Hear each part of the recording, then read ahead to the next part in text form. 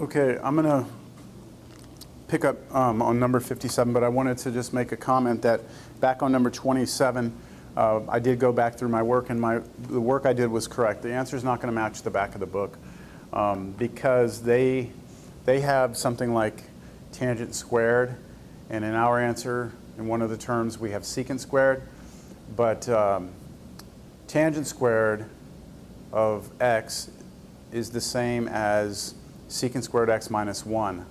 And so the minus 1 is a constant, and so it does not matter. It goes with the plus c, so you can write tangent squared x or secant squared x. And in this case, because it's an antiderivative and we have the c at the end, it's the same answer. So, okay. Number 57. So I already started this one. Here's the integral.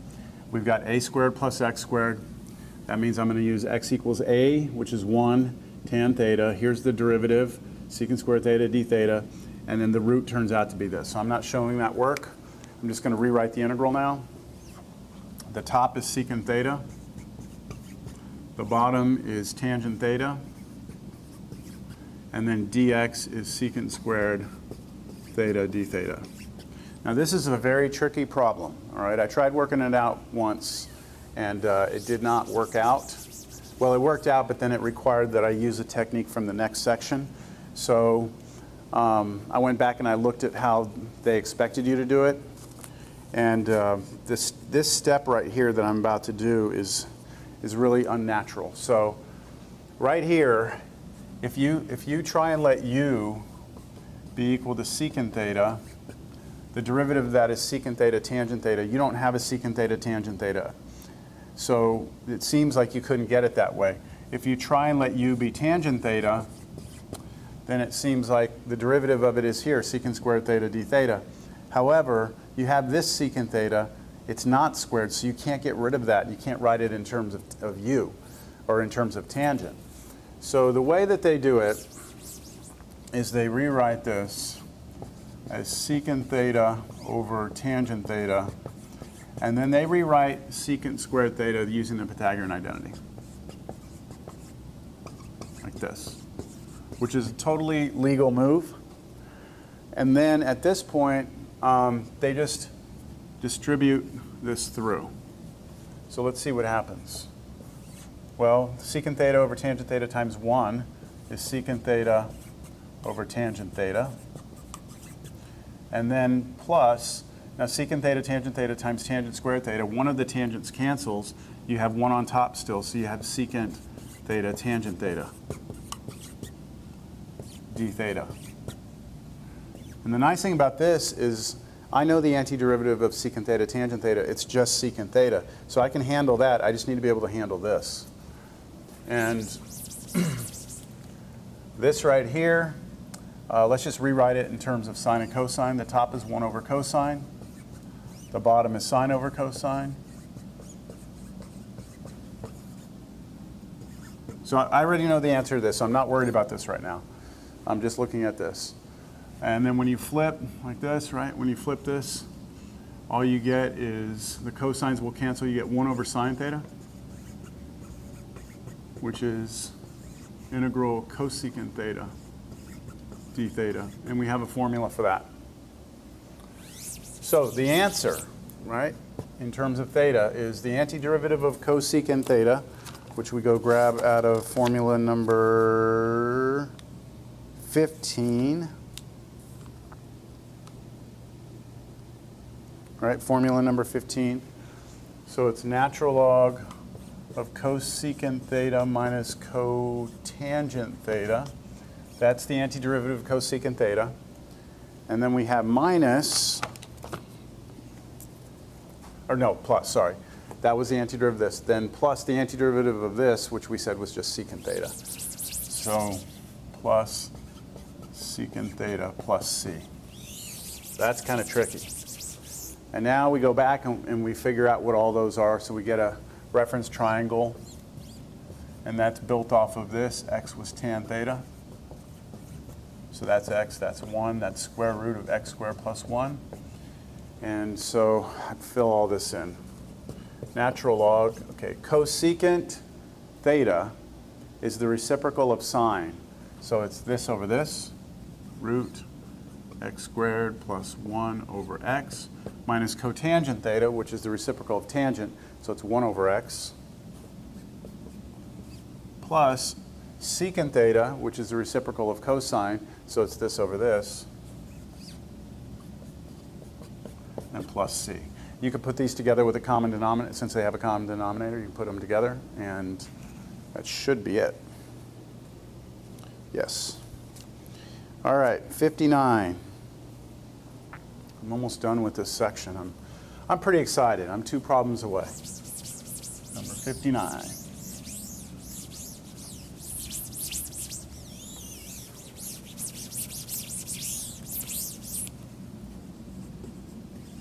Integral x root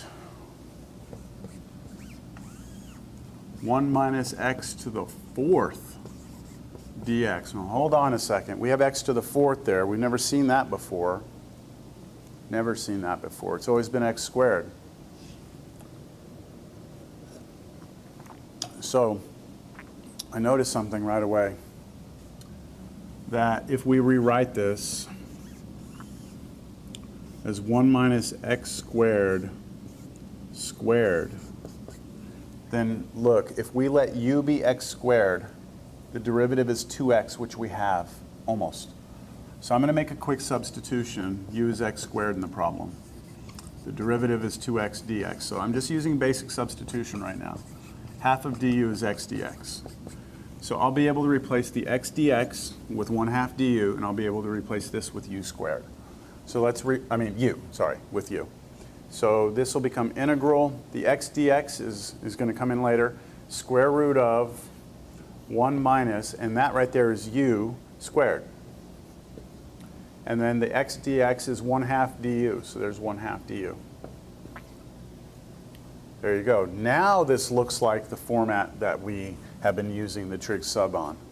But we had to do a substitution first, so that's kind of tricky. So whenever we see this form, now we need to make a substitution. Now we've been saying if we have a squared minus x squared, we use x equals a sine theta. That's what we've been using. X is a sine theta. But that was assuming that our expression had the variable x in it. Here it's not x, it's u. So we need to use this. U is a sine theta. And I'm getting a phone call. I'll take this real quick.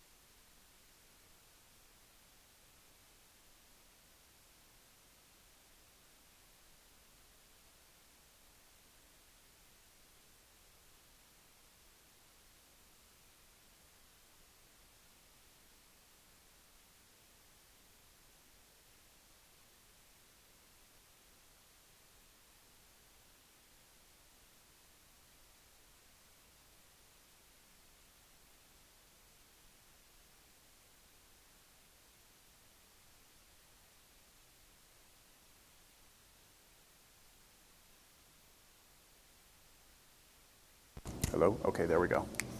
All right, so we're going to be using u instead of x. A is 1 in the problem.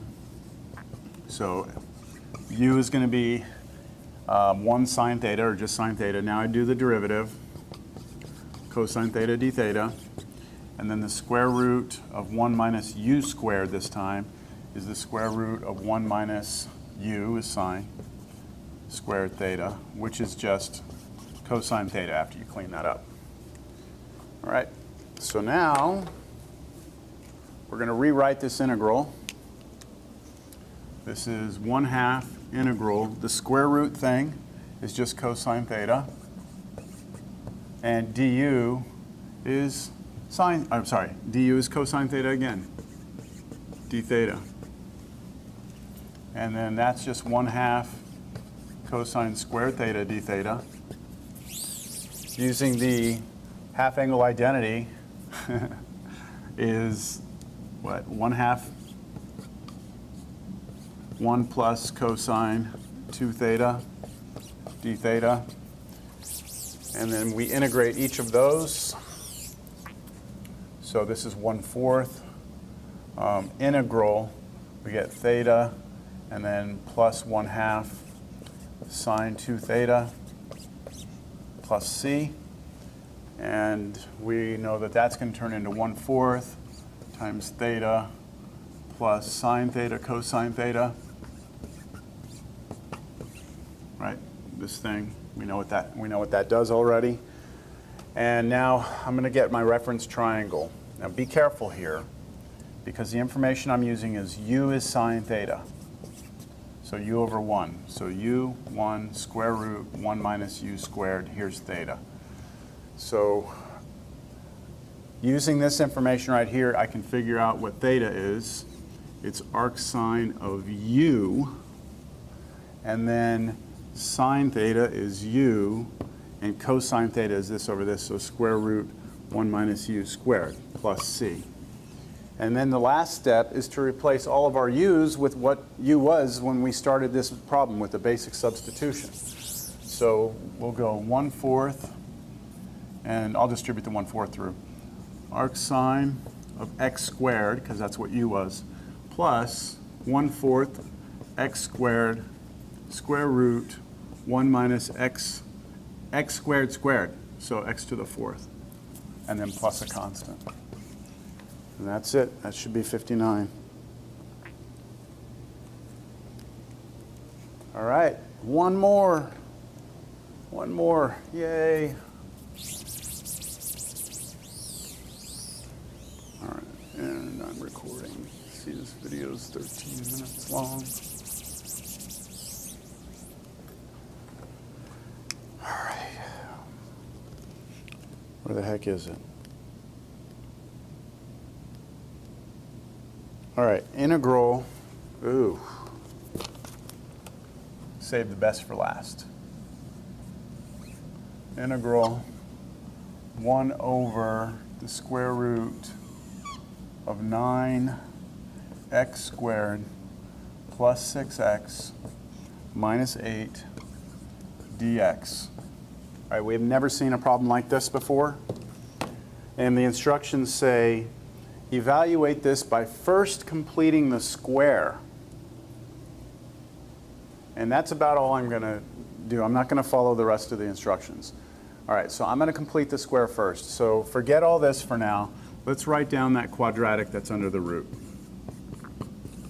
See, we can't use a formula for this because all of our formulas have variable squared and then plus or minus number squared. We don't have an x term in any of our formulas. We always have x squared. So we need to work with this first. To complete the square, and I went over this in class, the first thing you need to do, put it in descending order, highest power of x down. Make sure that the number in front here is a 1. So I'm going to pull a 9 out, factor 9 out, and that'll leave me with x squared plus 6/9 x minus 8/9. So if I distribute the 9 back through, I get this expression. That's equal to 9 and then x squared plus, let's see, 3 goes in there, that's 2/3 x minus 8/9. All right, now what I'm going to do is focus all my attention here and do the completing of the square, which means I'm going to look at the number, including the sign, in front of the x term. That's positive 2/3. I'm going to divide it by 2, which is the same as dividing it by 2 over 1, and flipping, and you get 2/6, which is 1/3. So that's my first kind of magic number. And then the next magic number I get from completing the square is this number squared. So I take 1/3, I square it, and I get 1/9. Okay, so that's my second magic number. So what does this allow us to do? We're going to take this, here's our 9 that got factored out. What I can do is realize that there's that hidden 0 right here, right? Plus 0. But I'm going to use this number to write 0. So I'm going to write x squared plus 2/3 x. Now here's my 0. It's plus 1/9 minus 1/9. So that's 0. And then I have minus 8/9. Notice I'm keeping the parentheses, keeping the 9. Now what I have is that the first 3 terms inside that parentheses are guaranteed to factor to a perfect square trinomial. It will be something squared. It'll be x, and then the number here will always be that first special number we got, so plus 1/3. And then over here we have negative 1/9 minus 8/9, that's minus 9/9, that's minus 1. And then our parentheses. So this expression here is equivalent to this expression here. So now I'm going to go back up to the original integral, and I'm going to rewrite it. Integral 1 over square root, and then this. 9, then in parentheses, another parentheses, x minus, plus 1/3, sorry, plus 1/3, that quantity squared minus 1. Then close it off, that root keeps going there, and then dx. And now notice that since 9 multiplies times this whole thing, the square root of the 9 is a nice number. I can pull it out as a 3 and then pull it out of the integral as a 1/3. So I have 1/3 integral, and then 1 over just what's underneath the square root. That 9's gone. So it's this stuff. It's the x plus 1/3 squared minus 1 dx. And this looks a lot like our formulas. We have like x squared minus a squared, except this is not just x, it's x plus 1/3. So now what I'll do is I'll make a basic substitution that u is x plus 1/3. And that means that du is just dx. And then I'll rewrite the problem. So we've got 1/3 integral 1 over, I forgot the square root. Shoot, I'm sorry. Square root right here. Oops. Square root. Then square root of this right here is u squared, minus 1. And then dx is du. And now this looks like our formula. We have u squared minus a squared. Or, we're used to seeing x squared minus a squared, but we're using the variable u. So whenever we see u squared minus a squared, or x squared minus a squared, we use that x was a secant theta, but for us, we're going to be using that u is a secant theta. But a is 1, so secant theta. Du is secant theta tangent theta d theta. And then that square root part, u squared minus 1, I'll let you work this out yourself. This should just be tangent theta. So I'll rewrite this integral right here now.